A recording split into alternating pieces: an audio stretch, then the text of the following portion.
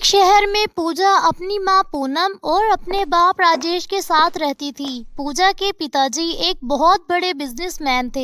एक दिन इसके माता पिता एक शानदार पार्टी से लौट रहे थे कि अचानक इनकी गाड़ी की ब्रेक फेल हो गई। रास्ते में इनका कार एक्सीडेंट हुआ और पूजा की माँ मृत्यु हो गई। पूजा के पिताजी पूजा को घर आकर इसकी माँ के बारे में बताते हैं कि तुम्हें पता है ना कि भगवान जिसे पसंद करते हैं वो उसे अपने पास बुला लेते हैं और एक तारा बना देते हैं।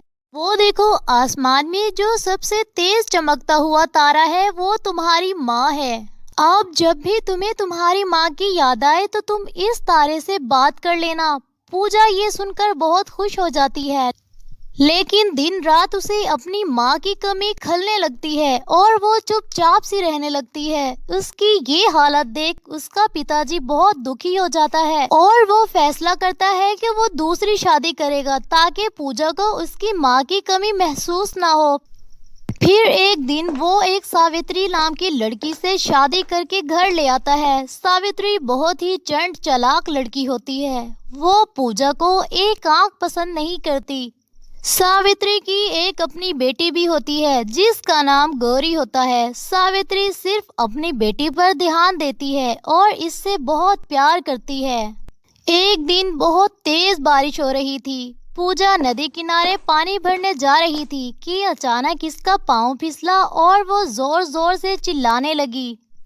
अरे माँ, लग गई, कमर में बहुत जोर से दर्द हो रहा है। ए भगवान, बहुत दर्द हो रहा है, खड़ा भी नहीं हुआ जा रहा, मुझे बचाओ, कोई मेरी मदद करो। ये सुनकर उसकी माँ वहाँ आ जाती है और उसे जली कटी सुनाने लगती है। क्यों री, क्या हुआ? तुमसे सही तरह से कोई काम भी नहीं होता क्या?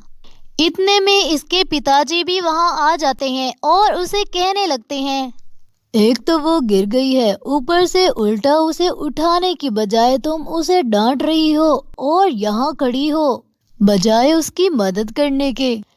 हाँ तो क्या हुआ, इसकी अर्थी उतारूं क्या? अच्छा हुआ गिर गई, अब इसकी अकल ठिकाने आएगी। पूजा अपनी सौतेली माँ की ये बात सुनकर बहुत रोने लगती है। इतने में इसके पिताजी उसे उठाकर उसे कमरे तक ले जाते हैं। रो मत मेरी बेटी, मैंने तो ये सोचकर शादी की थी कि तुझे माँ का प्यार मिल जाएगा, लेकिन मैं गलत था। अब तुम्हें अपनी सौतेली माँ का अत्याचार सहन करना पड़ रहा है। मैं मजबूर हूँ क्योंकि तुम्हारी सौतेली माँ ने धोखे से सारी जायदाद अपने नाम करवा ली और अब मैं चाह कर भी इसका कुछ नहीं कर सकता। मुझे माफ कर दो मेरी बेटी। पिताजी, आप मुझसे माफ़ी क्यों मांग रहे हैं? मुझे पता है कि आप मेरे बारे में कभी बुरा नहीं सोचेंगे। पूजा की ये बात सुनकर पिताजी की आंखों में आंसू आ जाते हैं। ऐसे ही दिन बीतते हैं। बेचारी पूजा अपनी सौतेली माँ और सौतेली बहन का अत्याचार सहन करती रहती है। एक दिन इसके घर में एक खत आता है जिसमें लिखा होता है कि राजा एक समारोह का आयोजन कर रहे हैं जिसमें वो शहर की सब लड़कियों को इनवाइट करेंगे और जो लड़की राजा को सबसे ज्यादा पसंद आएगी वो उससे विवाह कर लेंगे और अपने महल की रानी बनाएंगे। ये पढ़कर पूजा की सौतेली माँ और बहन दोनों बहुत खुश हो जाते हैं। अरे वाह, हमारे तो भाग ही खुल गए। मैं जानती हूँ राजा मेरी ही बेटी को पसंद करेंगे क्योंकि वो शहर में सबसे ज्यादा सुंदर है और मेरी बेटी ही बनेगी इस महल की रानी।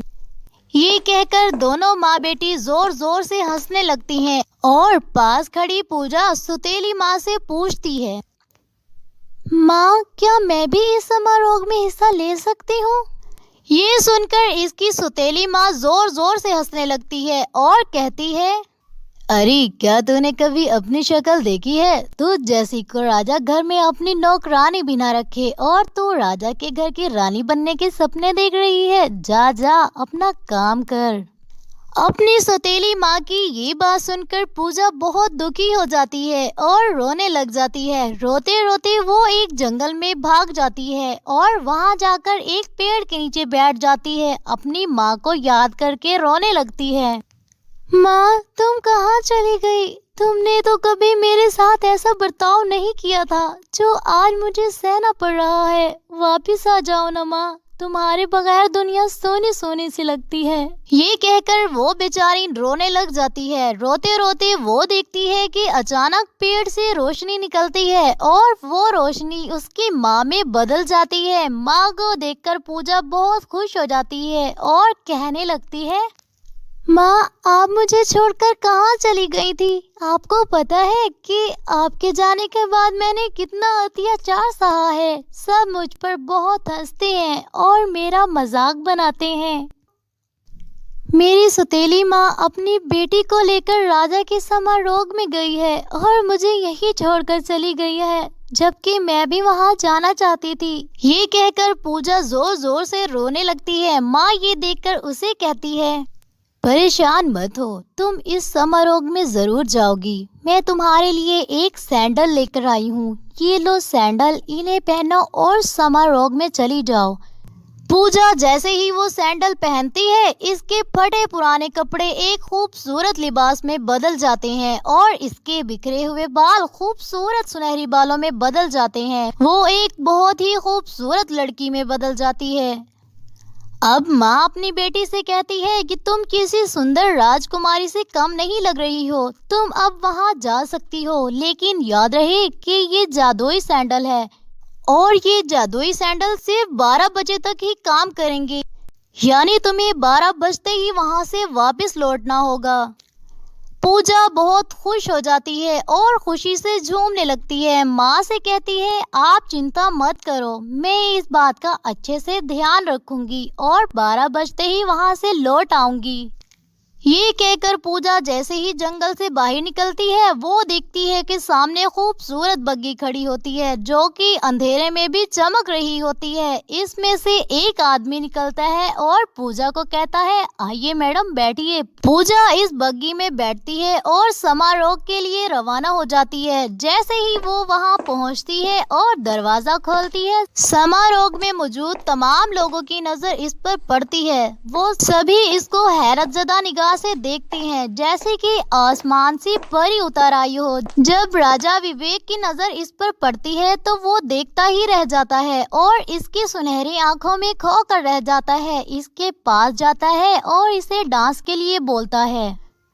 पूजा डांस के लिए राजी हो जाती है और इसके साथ चली जाती है और वो दोनों डांस करने लगते हैं। डांस करते हुए अचानक इसकी नजर घड़ी पर पड़ती है और वो देखती है कि 12 बज चुके होते हैं। अचानक वो अपना हाथ राजा के हाथ से छुड़ाती है, अपनी बग्गी की तरफ भागना शुरू कर देती है जिसमें वो आई थी। जैसे ही वो बग्गी की तरफ भागती है, इसका सैंडल जमीन पर गिर जाता है। राजा विवेक इसके पीछे भागता है और इसे रोकने की कोशिश करता है। जैसे ही पूजा अपने घर पहुंचती है, इसके जादुई सैंडल का असर भी खत्म हो जाता है और वो दोबारा अपने असली रूप में आ जाती है।